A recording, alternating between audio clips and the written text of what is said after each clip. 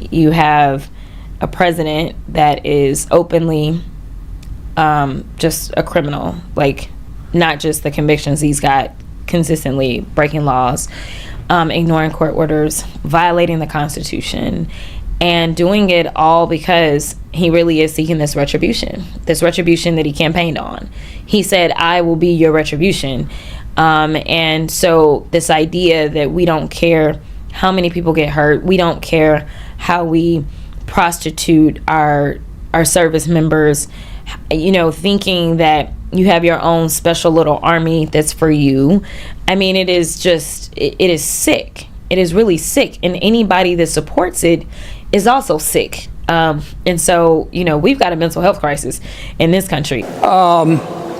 If you believe that, I'm not saying you're the dumbest person in the world, but you better hope the dumbest person in the world doesn't die. Really quick on Jasmine Crockett. She said, I believe that Trump supporters are mentally ill before calling for bipartisan support against the president. Can you respond to that, especially considering she's a rising star in the Democrat Party right now? She is a rising star. It's quite something to behold, actually. I hope that she continues to be a rising star for the Republican Party, at least. I think it's incredibly derogatory to accuse nearly 80 million Americans of mental illness. The last time I checked, Jasmine Crockett couldn't dream of winning such a majority of the public as President Trump did. And the America First movement, which President Trump has built, is filled of hardworking patriots, the forgotten men and women, business owners, law enforcement officers, nurses and teachers, and middle America, as we all know, from where you all grew up, outside of this beltway. That's who makes up this president's movement. And Jasmine Crockett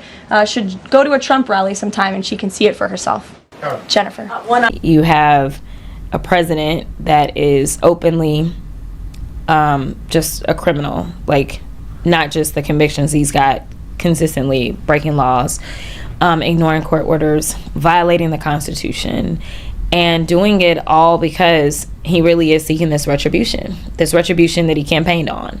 He said, "I will be your retribution." And so this idea that we don't care how many people get hurt, we don't care how we prostitute our service members, thinking that you have your own special little army that's for you. I mean, it is sick. It is really sick. And anybody that supports it is also sick. And so, we've got a mental health crisis in this country because everyone, no matter how you affiliate yourself, should be against Trump, period. This is not partisan for me. Like, I would give anything to have, it's sad to say, George Bush. Give me any regular Republican nowadays and I would be happy. But right now we have someone who does not care, and he is being enabled by the fact that there are, people that follow him and they pump him up, as well as the people that are surrounding him. And so, my heart breaks for service members, people that signed up to protect democracy and freedom, not only here, but abroad, and were willing to risk their lives. And now, literally, the very thing that they signed up to fight against is now their commander-in-chief. It really breaks my heart. And I don't know how far he has to go before we can come together and just say enough is enough. Like, this should not be partisanship. The final point that I'll make is that the fact that you just got done engaging in a conversation where we have a president of the United States who has no idea about the oath that he just took on January 20th tells me everything that I need to know. He didn't even have good sense enough in that same interview to say something as simple as, yes, I will follow the Constitution. The thing that actually derived from the oath that he was supposed to take. And he supposedly took an oath, which there's a lot of people that point out that he never put his hand on the Bible, even though he acts as if he could somehow be the Pope. But nevertheless, that oath specifically says that you will defend the Constitution. So the idea that you are now taking the Constitution and, as I said at the DNC, putting it through a paper shredder is a problem. And I think that this should not be partisan. This should be right versus wrong. A lot of the things that this administration is doing, they don't have anything to do with partisanship. This is right versus wrong. And right now, they are consistently wrong. So President Trump referenced the notion you're the future of the Democratic Party. You are pitching fellow Democrats on a run for the top position on the House Oversight Committee. The current top Democrat is stepping down because of illness, according to Politico, says that you're seeking that position. Do you think you are the future of the Democratic Party? And if not, who else is? I don't know that I'm the future of the Democratic Party, but I do know that in this moment, we need people that are unafraid and willing to go after this administration for the good of the entirety of the country. And I think that that is an opportunity that I would have sitting as the ranker on oversight. We will be able to conduct investigations.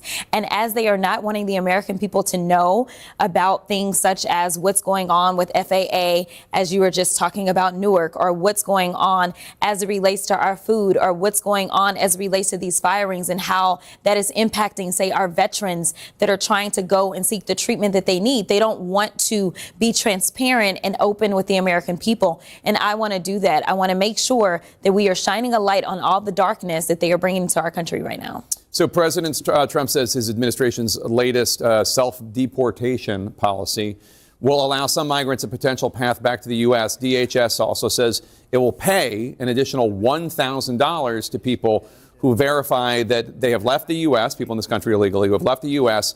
and returned to their home country. I want you to listen to what White House Deputy Chief of Staff Stephen Miller said about this a few days ago. A single illegal alien family over the course of his lifetime may cost U.S. taxpayers over $1 million. So when you give an illegal immigrant a check for, say, $1,000 or $2,000, whatever it may be, $3,000 to leave the country, you're saving taxpayers hundreds of thousands of dollars. It also saves money relative to us having to go out and find that illegal alien and physically arrest them and deport them. You represent a border state. Obviously, there are a lot of undocumented migrants in Texas. What do you make of this? Would you advise any undocumented individual who comes to you that maybe they should take the money and go back to their home country? What's your take on it all? I wouldn't trust this administration for anything. First of all, they are terrible about paying their bills, number one. Number two, most of those people that have come over, regardless of what this administration said, they came over because they were fleeing things such as the fact that they don't have the opportunity to work and earn a living, or they're fleeing political violence. And so what is $1,000 if you're going back to a place where you may lose your life? They risk their lives, many of them coming over here in the first place. That's number one. Number two, I want to see some numbers. Where in the heck did you just pull this number out of your back pocket saying that they're costing us approximately $100 million? I'm sorry, not $100 million, $1 million for each undocumented person. The only numbers that we have show that we receive approximately $100 billion in tax revenue from undocumented people, so much so that they decided that they want to go to the IRS and get the IRS to help them as they go and seek these people. You know why? Because they've been working and they've been doing the jobs that now they want to roll back child labor protections and make sure that poor children are the ones that are doing those jobs, because now we're going to have those vacancies, if we're going to have jobs left at all, as we continue to endure the grind of this failed experiment around this tariff war.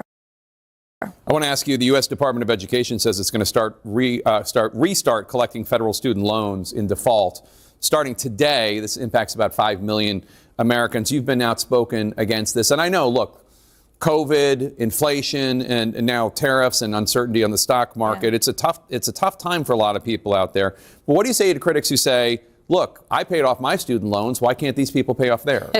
Listen, everyone kind of encounters a different set of circumstances. I remember when I came out of undergrad and it was a decision about whether or not to go to law school or to go to grad school at all. And one of the reasons that actually propelled me into saying, yes, I will absolutely go, is because the economy was so bad that I wouldn't be able to get a job and actually start paying those loans back. So I decided to, go get more education and hopefully come out in 3 years to a better market and have enough education to be able to actually pay these bills. Listen, we all have different sets of circumstances, whether it's life that's happening, whether you're taking care of your parents, or whether you're taking care of children. But the reality is that we consistently offer breaks to those that are paying out multi-billion-dollar bonuses, whether it's in the banking industry, whether it's in the auto industry. We continue to offer those kind of bailouts. But when it comes to the everyday working person, the person that is going to feel these failed tariffs policies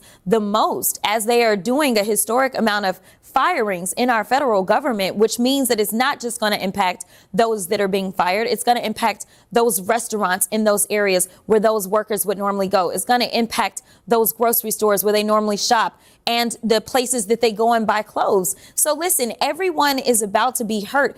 Every expert that you talk to, they will tell you that if we are not currently in a recession, we are headed towards one. And this is when you decide that you want to go after people. Frankly, this administration continuously tells us that they love to kick people when they're already down. And I personally believe that if we can do it for the big guys, then we can do it for the little guy. That's all for today. Thank you. If you want global news to keep you up to date on any new developments, please subscribe our channel and forward our content with your friends on social media and email. Thank you very much for keep supporting me. Stay safe, be blessed. Namaste. Thank you, God bless you, and God bless America.